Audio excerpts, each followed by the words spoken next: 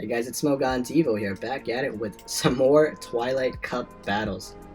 So we're gonna wrap up some of the Twilight content for now. You get to see some more of the relevant and recent picks I've been using for my Mirror Cups. After this, we're gonna jump into some regional footage. So the regional tournament is coming up very soon. You guys will get to see that content drop. Man, I really got to get on top of finishing that content for you, so I can release it according to my schedule. But yeah, we're gonna continue with Twilight today. This will be the last little bit of Twilight for a bit, and then we'll jump into some regionals content. So I'm really excited to bring that to you guys as well. Let's not waste any time, we'll go ahead and jump into this final little bit of Twilight videos for now. I hope you guys enjoy it. Let's do it.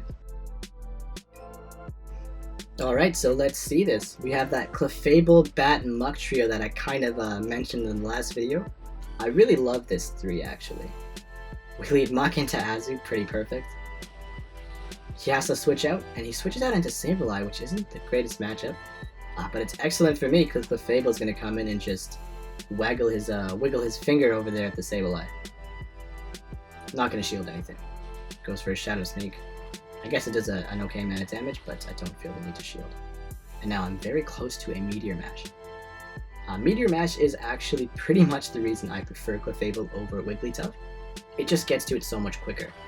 And yes, Wigglytuff does have much more HP than Clefable, but when you look at their stats, Wigglytuff basically has twice the HP, but Clefable has twice the defense, and their attack is very similar. So they're essentially the same bulk when you really look at it. The main difference is also that Clefable has Meteor Mash, which is quicker than Ice Beam, which I do really like. When you check out sims between them, it's a little misleading just because of that. Oftentimes you'll see Wigglytuff seeming like it outperforms the Clefable, but that's only because Clefable wastes a turn using its Meteor Mash that it actually gets to. If you sandbox your sims, or even if you just remove the charge moves on Clefable, you'll find a lot of their matchups are very similar, because Clefable will get in an extra turn of Charm. But anyways, that's enough rambling. That's just why I like Clefable. I Acid Spray this Venusaur, and I'm not quite sure what I'm thinking now, but now I actually do switch into the Golbat. I should have counted a bit better there to line up the switching better. But he's Acid Sprayed, and this is such a great matchup for Golbat. I don't have to shield at all. Just farm up a ton of energy. It's honestly probably better not to Acid Spray in that situation. And Azu's pretty much dead, so this Poison Fang will do a ton. Force a shield, and now I should have a second one almost ready to go. And I still have a shield so I can protect myself from an incoming Ice Beam. But yeah, there you go. Golbat putting in some serious work. And this trio I just happen to really like. Hide my notifications there. So jumping into the next one, try out that Drapion again, with Venusaur and Golbat in the back. Idea of this trio, you're hiding your Azu answer in the middle. It's also my Tyranitar answer in the middle too.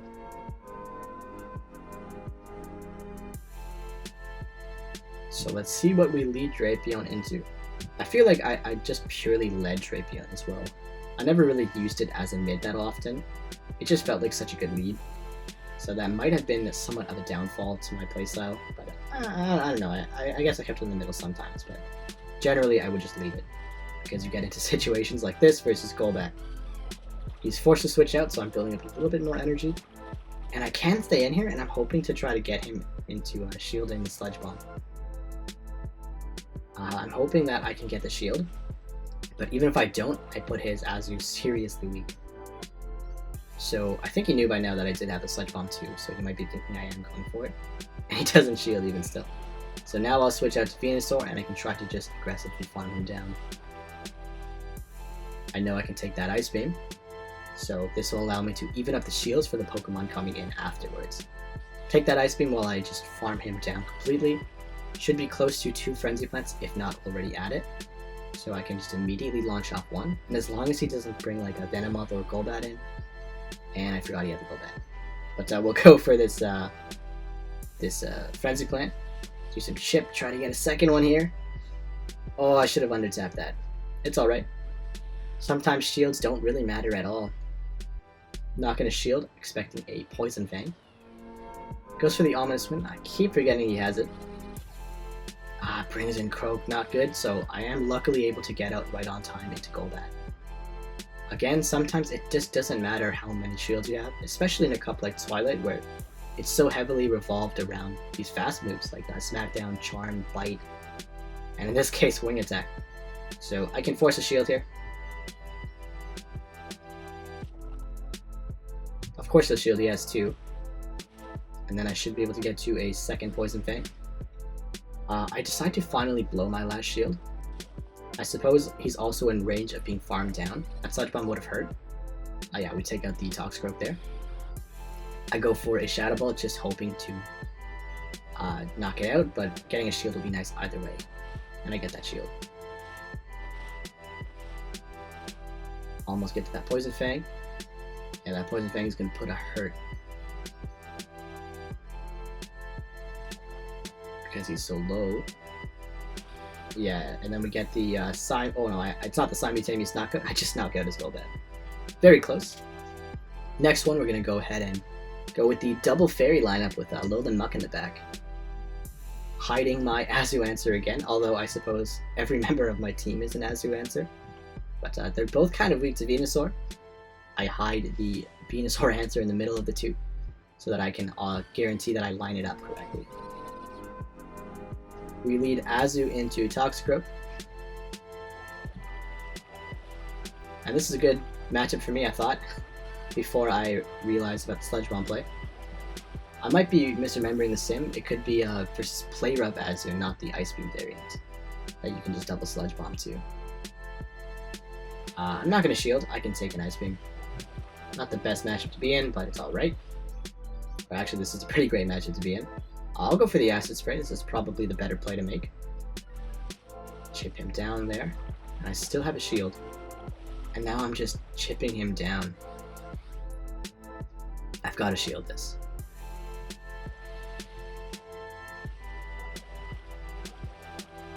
So you should just typically go for that Acid Spray. You can't always farm down the Azu if it has an energy lead, because it will get to a third Ice Beam.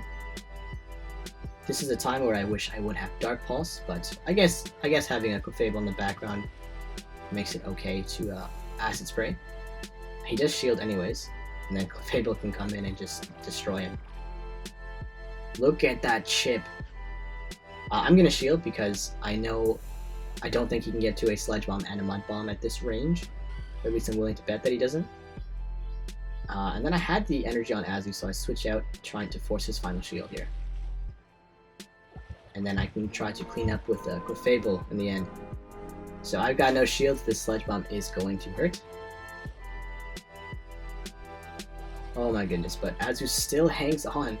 Knocks out that Toxicroak thanks to the Acid Spray. And then I have an Ice Beam ready to go. Oh, but the Charm damage. Now it's a battle of... battle of Charm. He has Ancient Power, but I have Meteor Mash, so... yeah, he does get to it quicker. He's going to be able to take that match. That's the one benefit of Togekiss. While it doesn't have the same matchups as the other two, it has much well, not much faster, but it has faster charge moves in Aerial Ace and Ancient Power, both being 45 energy if I remember correctly. So it's able to get to its charge moves a little bit quicker. There are a lot of other trade-offs, like the Azu matchup in particular is something Clefable and Wigglytuff do much better than Kiss. But anyways, jumping into the next match. One of the main reasons I chose Drapion over Tyranitar in this early bit is because it had a good matchup versus Venusaur. And with Tyranitar, I was finding myself a little bit exposed to Venusaur, so it was nice to try out the Drapion. So I actually do switch out into his Crobat because he knows Venusaur's a better matchup there. I don't know why I switched in Venusaur. It was probably just a panic switch. I shouldn't have shielded. I should have just accepted that I made a misplay and let my Venusaur go down. So I'm trying to just get some damage off. This is double resisted, so it's not really going to do anything.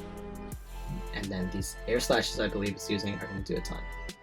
I get that under tap, guaranteeing my Frenzy Plant. I do get the shield, which I'm happy with at this point. And then if I just bring in my own Golbat, I'll be really good here. I feel like he's going for a Poison Fang, not knowing what I bring out. But he does go for the Shadow Ball, and that does a considerable amount of chip to me. But these Wing Attacks are just chipping him down slowly. I switch out into the Shadow Ball, or at least what I'm expecting to be the Shadow Ball. Goes for the Sludge Bomb, actually, and that does a ton of damage. We get the simultaneous KO there.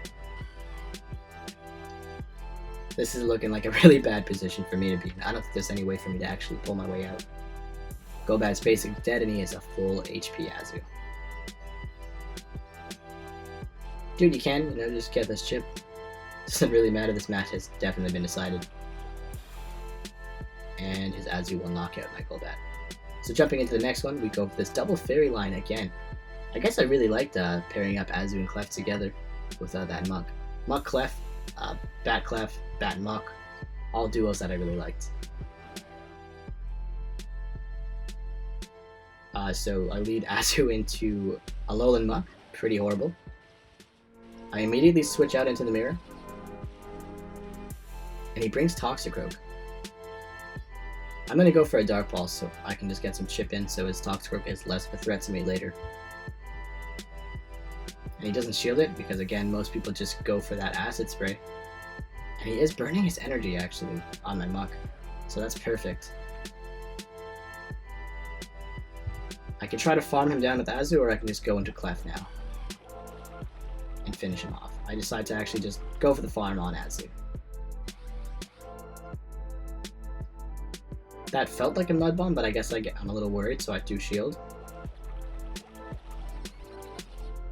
I'm thinking if I farm him down, I burn his shield no matter what. I can just try to get one from whatever comes in.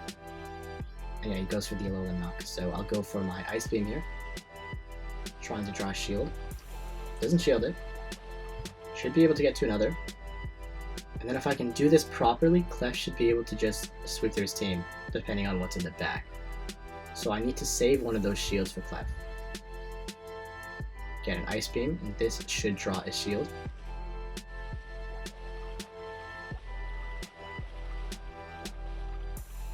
So an interesting play to make right now. Oh, he switches out into Azu. So I switch into Clef. This is a pretty even matchup between the two. I think I have an Ice Beam on my Azu in the back too, so if I can do this correctly, and I knock out the Azu, I should have a Meteor Mash ready to go. I can use that to draw his final shield. I decided to go this way. But one play you can make here is you can just knock down the Azu with Charms. Then you will have a Meteor Mash ready to go by the end. And you can actually use it to draw their shield in the back, and then if you have a Mon with Sword Energy, use that energy to knock out whatever the target is. Look at this charm damage though, it just evens this matchup out. Some lag there. Azu goes down. He has no shield, so I guess the play still worked out. And then I can Ice Beam his Alolan Muck. I don't know if it KOs at this range. Don't quite remember. Yeah, it's able to take the knockout.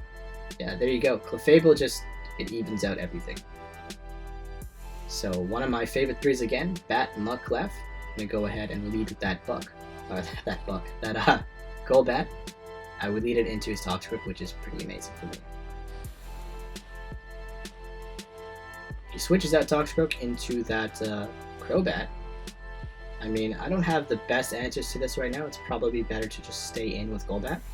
And now I'm actually just waiting to see what he does, so I can get into his head with my next move.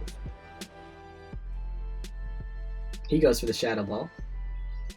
So I go for the Shadow Ball. Or no, I go for the Poison Fang, trying to get into his head to make him think I'll go for the Shadow Ball as well. Even the matchup out, he shields, and then I switch out to Muck. Golbat still has a ton of energy, but I don't want to let it go yet because I know it can put in some hurt to that Toxicroak. Not going to shield this. It is a Shadow Ball, so it does hurt. And then I farm up a little bit more energy because I want to try to get to another Acid Spray Dark Pulse. And this just forces him to make a decision on what he would like to do. He doesn't shield it, and now my Muck is almost at another Acid Spray. Brings in Croak, and I actually can get to the Acid Spray. I'm okay with it not getting a shield because Golbat will still be able to chip it down, or Clefable. See what I do? I go ahead and just bring back in the Golbat. I know I can draw a shield here. And if not, then Shadow Ball will probably knock out the He was Acid Sprayed, so it was nuts to knock it out. I'm up a shield. What I want to do is I want to just chip down this Azu as much as I can. So I'm trying to self-piggy to 2 Poison Fangs.